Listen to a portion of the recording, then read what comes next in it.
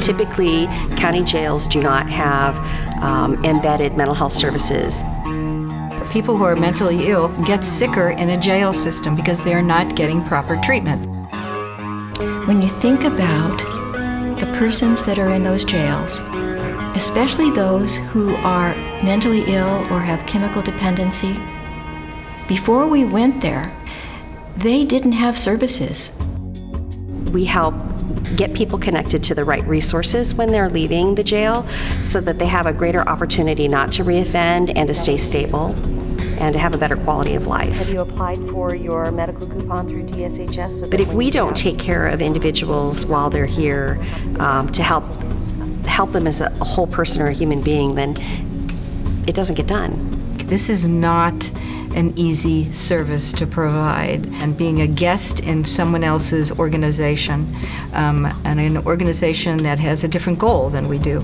Being in jail is different than being in a psychiatric service. Their job is not to provide mental health care. Their job is to make sure that it's safe and secure in here, and so they're having to learn how to be creative as well. With the rising need for mental health services in jails and within our community, the awareness certainly needs to be identified, and Melanie's role in being able to identify those folks and provide treatment is a very important part of our jail operations here. Melanie and her staff provide training to our jail staff here because it's not just a put the individuals in a cell and hold them here. It's bringing to light our awareness of what's actually going on with these folks and better ways that we can work with them. It's a very complicated system to navigate, especially if you're ill. To have that extra assistance can mean all the difference in the world. What we need to do is kind of consider what he wants to do, but maybe... Melanie and her staff are gifted in that they know how to reach out to the rest of us to get support, to find resources.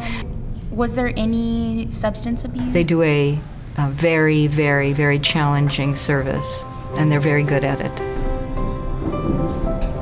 It's a very difficult time in a person's life if they have to become incarcerated for any reason.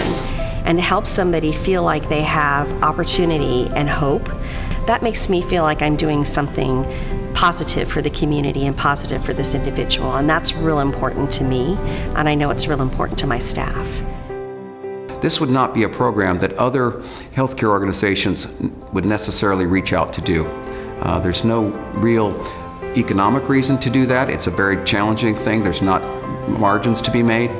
But if we can cover our costs, or even if we had to subsidize it a little bit, it's really part of what we do at Lourdes and what makes it worthwhile every day to be a part of this ministry. It's real important that you do take the medication so that you can stay safe. We provide the tools for people to make their lives better.